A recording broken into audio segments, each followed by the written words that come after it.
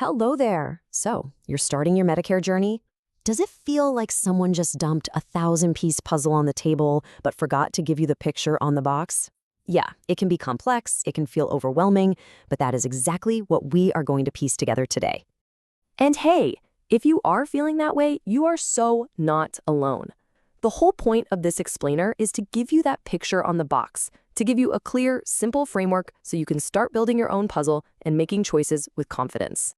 All right, so how are we going to do this? First, we'll look at the different kinds of pieces. Then we'll put together the core of the puzzle, original Medicare. After that, we'll check out the different paths you can take, solve for that tricky prescription piece, and wrap up with the super important enrollment timeline. Let's dive in. Okay, so before we even think about putting pieces together, we have to understand the language on the box, right? Let's just quickly run through a few key terms that you're going to see again and again.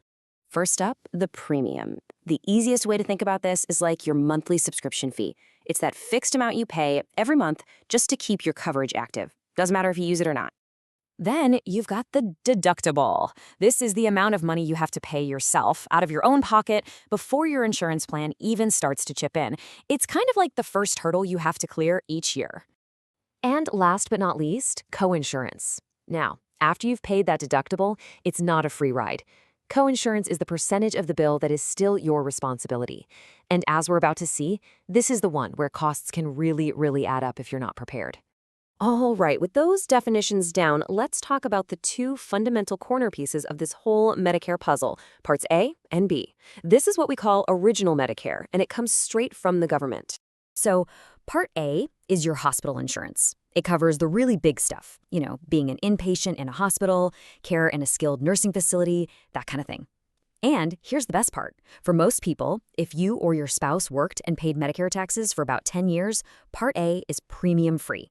You don't pay a monthly fee for it. But, and this is a big but, premium-free does not mean cost-free. Part A has a pretty hefty deductible. Now, the crucial thing to get here is that this isn't an annual deductible. It applies per benefit period, which is a confusing term that basically means it can reset during the year. So you could actually end up paying this deductible more than once in a single year. It's a really key cost to be aware of. Now let's grab that other core piece, Part B. This is your medical insurance. It covers pretty much everything else you can think of. Doctor's visits, lab tests, x-rays, outpatient stuff, preventative care. Now, unlike Part A, this one isn't free. Everybody has to pay a monthly premium for Part B. Now listen up, because this is probably the most important thing to understand about the whole system. After you meet a small yearly deductible, Part B pays for 80% of your medical bills. You pay the other 20%. And here's the kicker. There is no cap. There's no maximum out-of-pocket limit on that 20%. If you have a really bad year health-wise, that 20% could expose you to absolutely unlimited financial risk. So, that scary 20% gap brings us right to the first huge decision you have to make. How on earth are you going to cover the costs that original Medicare just doesn't? You've basically got two main paths to choose from. One of these paths is all about freedom. It's about having the ability to see any doctor, go to any hospital anywhere in the US that accepts Medicare. There are no networks telling you where you can and can't go. This path works by adding another insurance plan on top of your original Medicare. And here are those two paths, side by side. It's really a pay now versus pay later kind of choice. On the left, you have Medicare Supplement, also called Medigap. You pay now with a higher monthly premium, but in exchange, that plan covers most, if not all, of that 20% gap. On the right, you have Medicare Advantage. This is the pay later option. A private insurance company actually replaces your original Medicare. You get a super low, sometimes even a $0 monthly premium, but you pay for services as you use them with copays, and you have to stay inside a provider network. Now, if you're leaning toward that Medigap path on the left, here's the beautiful thing about it. The plans are standardized by the federal government. What that means is a Plan G from one company has to, by law, offer the exact same benefits as the Plan G from any other company. This makes shopping so much easier because you're not comparing benefits, you're just comparing the price.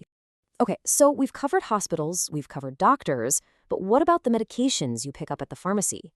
Well, that brings us to the final essential piece of our puzzle, Part D. So where does this piece fit? Well, it depends entirely on the path you chose a minute ago. If you stuck with original Medicare and got a Medigap plan, you'll need to buy a separate standalone Part D plan for your drugs. If you went with a Medicare Advantage plan, your drug coverage is almost always bundled right into it. The main thing to remember is this: you cannot have both a Medicare Advantage plan and a separate Part D plan. It's one or the other. Okay, we have conceptually put the entire puzzle together, but knowing what to do is only half the battle. Knowing when you need to do it is absolutely critical if you want to avoid some nasty, lifelong penalties. And this is it, your moment of truth. It's called the initial enrollment period. It's the 7-month window that opens up 3 months before the month you turn 65. This is your time to sign up for Parts A and B. You also really want to have your other plan, whether it's Medigap or Advantage, all picked out so it's ready to go. Because if you miss this window and you don't have other credible health coverage, you could get hit with late enrollment penalties that you have to pay for the rest of your life. So there we have it. We went from a confusing mess of puzzle pieces to a pretty clear picture.